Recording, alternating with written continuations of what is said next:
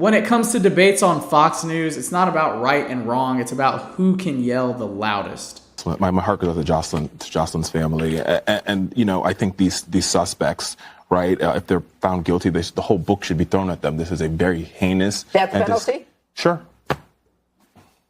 Right, and it's a very heinous crime. But I think that we also, too, in this country, we believe in nuance and bright lines. And I think there's a clear bright line between these two individuals that you're watching on your screen and an infant that crosses the border with their mother, who, yes, according to the law that Judge Jeanine mentioned, would be considered an illegal alien. But they did not make the choice to cross. They crossed with their family, and now all they want to do is assimilate. We're not talking about dreamers. We're talking about illegals. No, but yes, we're but not talking about dreamers. Hold on, I did not interrupt you. We've known for some time now that nuance is not a necessarily present element of the debates that go on Fox News, but I think this clip really struck me because it's a perfect distillation of how chaotic the debate on immigration is. You have a guy here, Richard Fowler, who is a Fox News contributor and also a senior fellow at the New Leaders Council. He's seemingly filling in for Jessica Tarlov, who usually plays the more progressive, more left voice on Fox News' The Five. In this clip, he's trying to introduce a little bit of nuance to the larger immigration debate, and, you know, we can argue about whether that's a thing worth doing on Fox News, but he did attempt to do it, and I think it's worth breaking down. According to the law that you quoted, an infant that crosses the border would be deemed an illegal alien. Yes, they would. It doesn't have an age. It does not have an age differential there. That's not in this statute. It does not have an age differential. It doesn't have an age differential. It doesn't. Exactly. You're pivoting. I'm not pivoting. I'm telling you exactly what's on that paper you just read. So, like I was saying, I could clearly see there's not an age differential on there. So, like I was saying, if we want to have a conversation about how we fix this problem, one, those guys should be behind bars. Maybe the death penalty if the DA makes that decision. But we also need to be courageous as a country, whether you're a Democrat or you're a Republican, to say what that DA said at the beginning of this segment. Our immigration system is broken, and Democrats can't fix it alone, and neither can Republicans. Pretty much at every point in this debate, Fowler is interrupted, insulted, and generally dismissed. And the reason for that is because these anchors don't want there to be any nuance introduced into this argument. Introducing nuance into this immigration debate might also introduce empathy. And empathy is the complete opposite of what these Fox anchors want. Empathy makes their jobs harder because what they're primarily interested in doing is drumming up fear and xenophobia about what's happening at the border. Drumming up fear and xenophobia about what's happening at the border makes it easier to vote for someone like Trump, who claims that he will ease those concerns. In fact, Jesse Waters here even tries to do his best Trump impression. We have a broken immigration system. Well, Biden broke it. Everybody knows it. The chaos around this specific Fox News debate on immigration is a perfect example of the larger debate on immigration. We're never going to get comprehensive immigration reform if one side is completely uninterested in what the other side has to say. In fact, Greg Gutfeld even tries to blame the concept of nuance for what's happening at the border. No, it's the nuance that brought us to this place. Exactly. It was nuance that got us to, hey, you know, everybody should come over. And this is just one example of how fraught this immigration debate actually is. Recently, Donald Trump proposed a migrant league of fighters who would produce a champion who would then go on to fight the champion of the UFC. Take a look. These people are tough. They're so tough. Dana White. Did anyone ever hear of Dana White? He's a legend, right? UFC. Ultimate fighter, ultimate fighting, and he's a fantastic man. I said, Dana, I have an idea.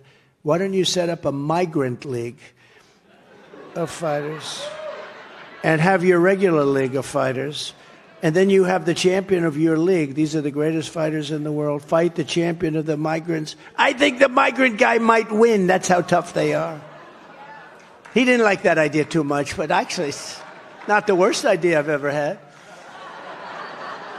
No, it's these are tough people. These people are tough, and they're nasty, mean. It obviously goes without saying how absurd and inhumane that proposal would be, but that's kind of the point.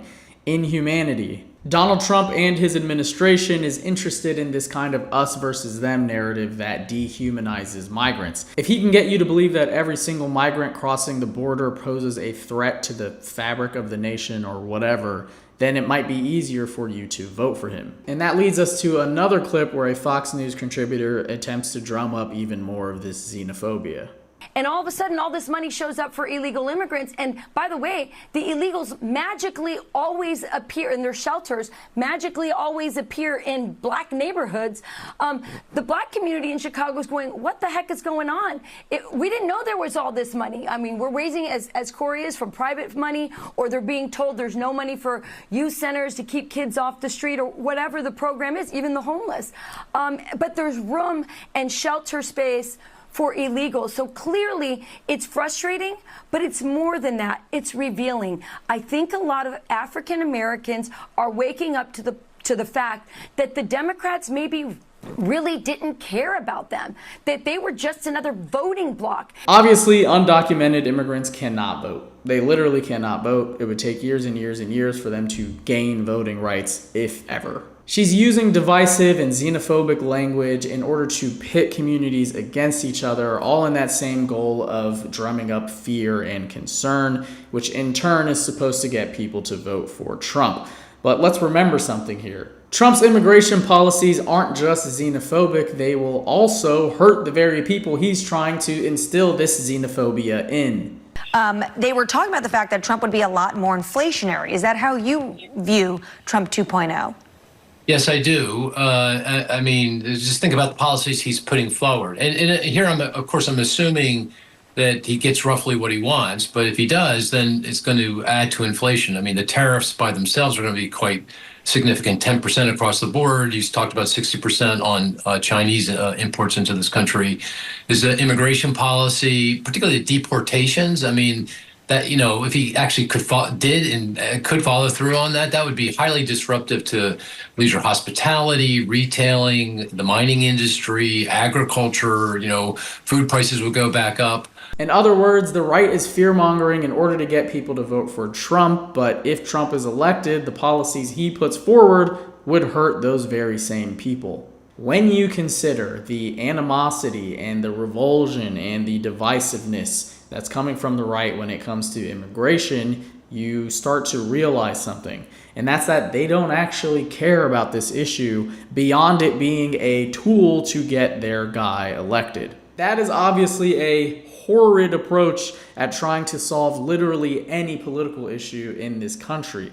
Immigration reform is going to require balanced, humane solutions, and that's never going to happen if one of the two ruling parties in this country uses the issue as a tool. Democratic strategist Maria Cardona expands on this idea a little bit in a recent hit on CNN. President Biden can talk about how Republicans have only wanted to weaponize this issue when they were faced with an opportunity to actually fix a huge part of this in terms of border security. They turned their back on their own bill. So remember, if you find yourself watching Fox News and you notice how upset the pundits are getting whenever someone tries to introduce a little bit of nuance into the conversation, now you know why.